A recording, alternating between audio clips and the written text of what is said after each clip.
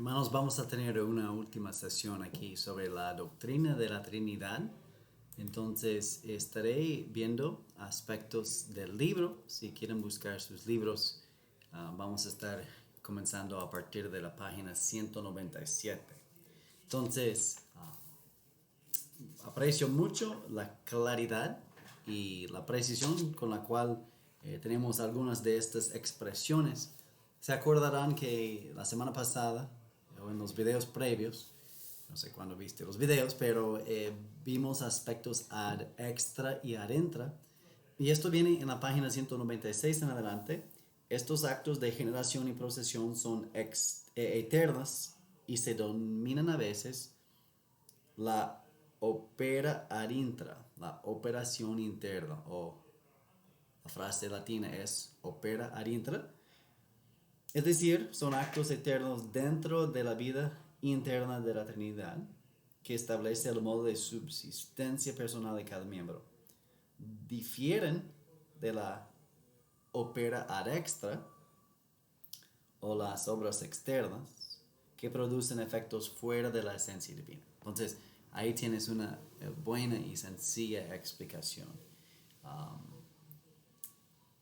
Recomiendo bastante. Esta sección describe, por ejemplo, creador, redentor, mediador, las obras externas de la Trinidad en la economía de la redención reflejan, por tanto, dice la página 197, el orden establecido por las obras internas de la generación y la procesión eternas dentro de la divinidad. Todo fluye, toda obra ad extra fluye de quién es Dios y quién en sus relaciones entre las personas, cómo actúan, su obra ad intra. Okay, vamos en la página 198 y 9, donde está la enseñanza sobre Elohim, la palabra Elohim. La palabra Elohim, Dios, en hebreo es plural. Y es muy cierto, porque si argumentamos con los testigos de Jehová, con mormones, con sectas que niegan la Trinidad o con judíos, van a argumentar que la palabra Elohim se usa en cuanto a jueces humanos, ¿cierto? En cuanto a personas de eminencia humana, ¿cierto? En cuanto a reyes, cierto, pero también en cuanto a Dios. Y la pluralidad no es prueba definitiva de una Trinidad. Esto también es cierto. Pero es curioso. O sea, tus preguntas, tus opciones son, ¿es una mera coincidencia o es más que solamente coincidencia? Y Dios en Génesis 1 dice, hagamos al hombre en nuestra imagen, nuestra semejanza. Ahora,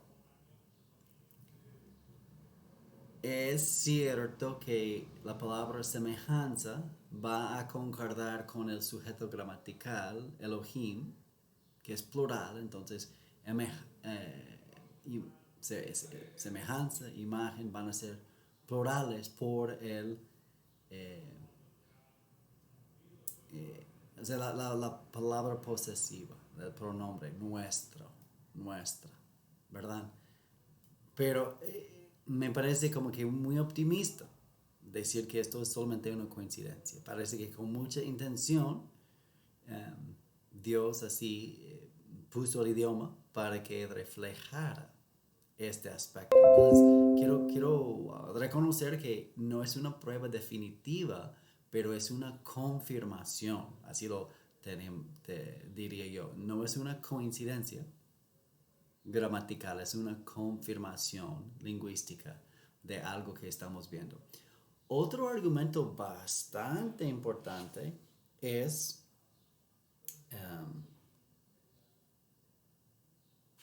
en la página 200, donde MacArthur menciona dos maneras de decir uno, uno. Y una palabra es la palabra ejad, y la otra es la palabra yahid, yahid. Yahid es uno de singularidad y la palabra ejad es uno de pluralidad. Entonces, en Deuteronomio 6:4, oye Israel, Jehová nuestro Dios, Jehová uno es. Shema Israel, Adonai Eloheinu, Adonai Echad. Pero esta Echad, este uno, es uno en pluralidad. Y hay otra palabra para uno en singularidad. Y podríamos decir, por ejemplo, lo menciona aquí el Salmo 68:6 y otros cuando habla de singularidad. Bien, pero el Dios de la Biblia es uno en pluralidad. Ejad. Notamos también en la página 201, me encantó bastante eh, las evidencias que tiene de la deidad del Espíritu Santo, también el ángel de Jehová, el ángel de Dios, el mensajero. Esta sección quiero recomendar bastante. Ahora, una de las tareas fue enlistar textos que mencionan las tres personas de la Trinidad en un solo pasaje. Y aquí tenemos Jesús leyendo Isaías 61 y que Jesús lo leyera y estuviera en el Nuevo Testamento bien, pero entendamos que está leyendo Isaías 61, y eso está en el Antiguo Testamento. De hecho, hay muchos pasajes en Isaías donde tú tienes al Padre haciendo algo en o por el Hijo y es mediante el Espíritu. Y el ejemplo que tenemos aquí es el Espíritu, ahí está el Espíritu Santo de Jehová el Señor, ahí está el Padre, está sobre mí, ahí está el Hijo, porque me, el Hijo, ungió, ahí está el Espíritu, Jehová, el Padre, en este caso, me, el Hijo, ha enviado a predicar las buenas nuevas a los abatidos y a vendar a los quebrantados de corazón y a publicar libertad a los cautivos y presos, a los presos, apertura de la cárcel, proclamar el año bueno de la buena voluntad de Jehová, Padre en este caso, y el día de venganza de Dios nuestro y a consolar a todos los enlutados. Entonces, es uno de muchos pasajes que muestran las tres personas de la deidad. Otro en Isaías. Óyeme, Jacob, y tú, Israel, a quien llamé. Yo mismo, yo el primero, yo también el postrero. Ahora, ¿esto se refiere al Padre o al Hijo? Porque en Apocalipsis, en una ocasión se refiere al Padre sin ninguna duda. Y en otra ocasión se refiere al Hijo con toda claridad. El primero y el último, el Alfa y el Omega. Acercaos a mí, oíd esto desde el principio, no hablé en secreto, desde esto se hizo, ahí estaba yo, desde que se hizo, estaba yo, y ahora me envió Jehová el Señor y su Espíritu. Jehová envía a alguien, el Espíritu participa y hace poderoso el ministerio pero tienes la referencia al Hijo, el Padre y el Espíritu Santo en un solo pasaje. Y hay muchos que así son. Página 208. En la página 208 tenemos en el último párrafo. Hay pasajes del Nuevo Testamento que se refieren a Jehová, Dios del Antiguo Testamento, y se aplican a Jesús de Nazaret. No hay ninguna duda. Otra cosa que MacArthur menciona en el párrafo previo y los dos párrafos previos es una regla gramatical descubierta. La regla no la inventó, la descubrió Granville Sharp. Es el nombre de un señor. Su apellido es Sharp y su primer nombre es Granville Sharp. Murió en 1813 y él descubrió que cuando tú tienes la palabra y, el griego es kai, que une sustantivos singulares con el artículo determinado, el o la, o pronombres, las dos palabras unidas por la palabra y se refieren a la misma persona. Por ejemplo, yo puedo decir que los maestros y los mecánicos jugaron. Okay. Es plural y la regla no se aplica. Pero si yo digo, el hermano Joel es el maestro y mecánico que jugó. Maestro y mecánico se refiere a la misma persona. Y cuando tenemos él o nuestro o algún artículo o palabra como un pronombre posesivo que hace determinado el sustantivo, espero que la gramática así no te estorbe mucho, con dos sustantivos singulares unidos por la palabra y se refiere a la misma persona. Entonces, esto aplica en varios pasajes. Por ejemplo, voy a leer en Tito capítulo 2, versículo 13. Dice Tito 2 a partir del versículo 11 que la gracia de Dios se ha manifestado para salvación a todos los hombres, enseñándonos que renunciando a la impiedad y a los deseos mundanos, vivamos en este siglo sobria, justa y piadosamente aguardando la esperanza bienaventurada de la manifestación gloriosa de nuestro gran Dios y Salvador Jesucristo. No estamos la manifestación gloriosa de nuestro gran Dios y de nuestro Salvador Jesucristo. Esto es cierto. Pero lo que dice es nuestro gran Dios y Salvador Jesucristo. Entonces, Salvador se refiere a Jesús. La palabra Dios se refiere también a Jesús. Lo mismo tenemos en 2 de Pedro, capítulo 1, versículo 1. Y dice así: Simón, Pedro, siervo y apóstol de Jesucristo. Ahí tienes siervo y apóstol de, ¿verdad? Es el mismo Pedro. A los que habéis alcanzado por la justicia de nuestro Dios y Salvador Jesucristo.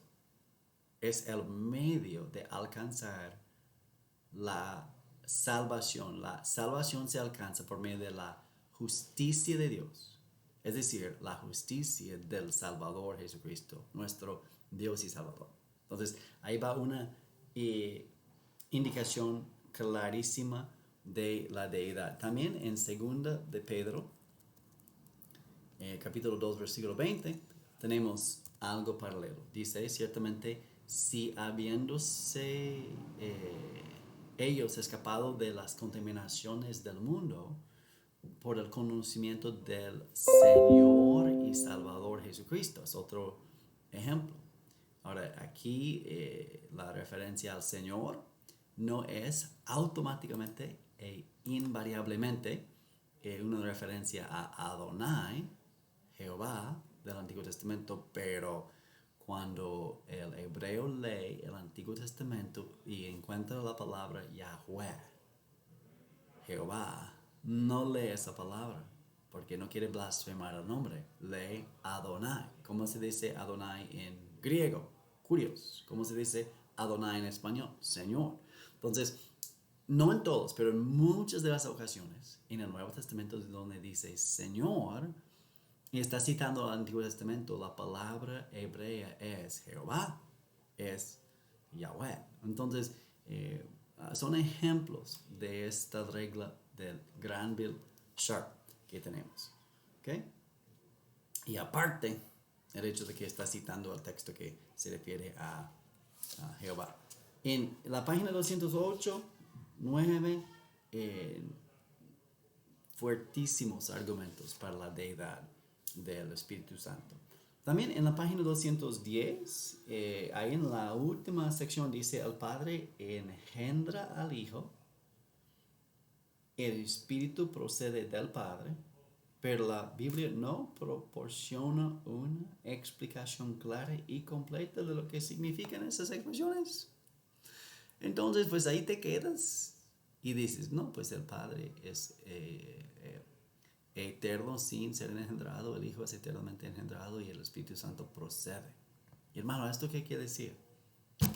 La Biblia no explica mucho, pero es la información bíblica que tenemos, ¿de acuerdo? Me gusta, o sea, estoy contento que MacArthur sí diga y dice, y hasta ahí se acabó la información bíblica.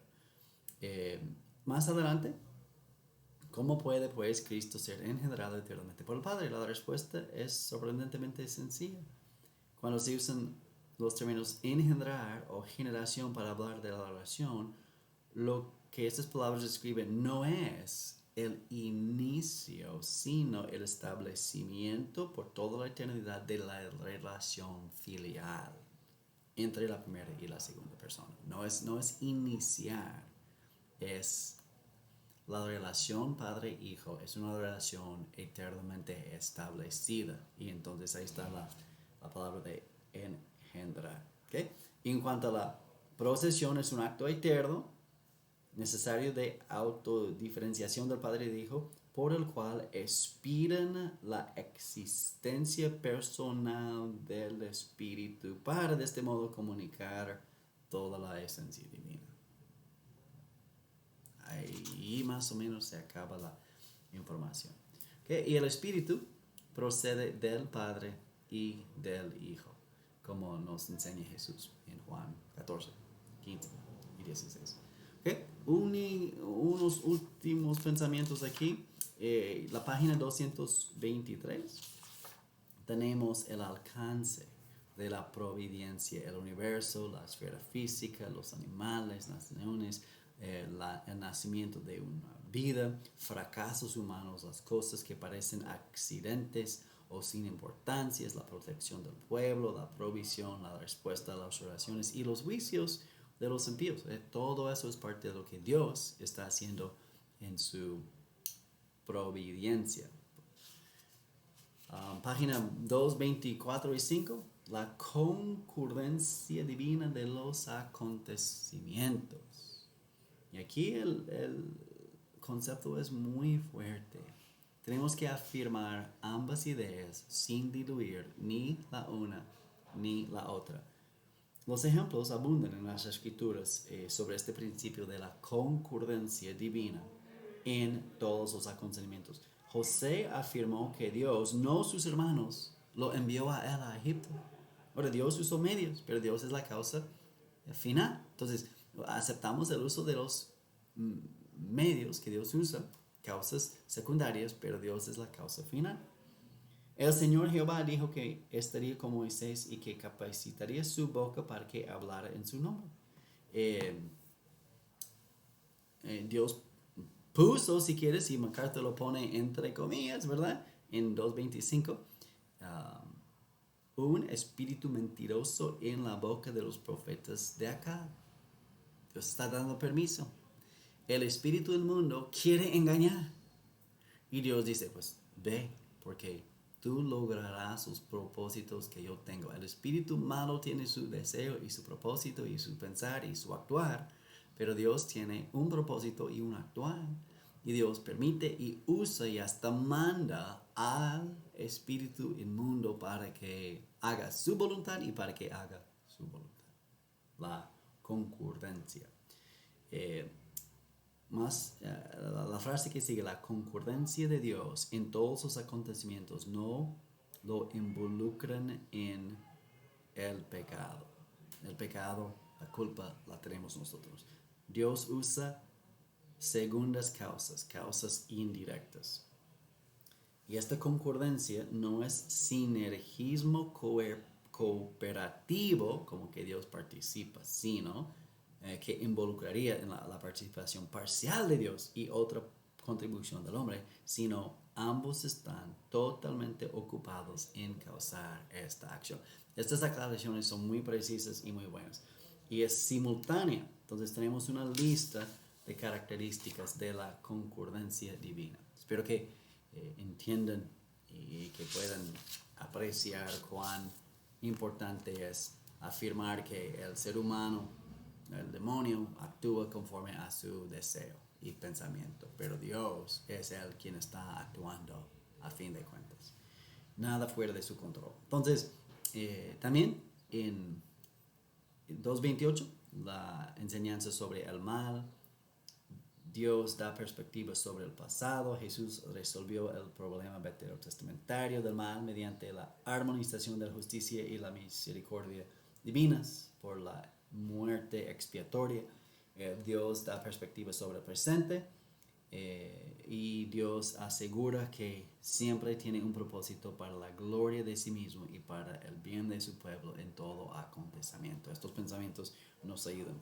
Finalmente, las escrituras proporcionan la perspectiva adecuada al servir como medio por el cual Dios les proporciona un nuevo corazón a los creyentes. Entonces, Dios no es el autor ni culpable del mal. Lo usa para un mayor bien. Y al final,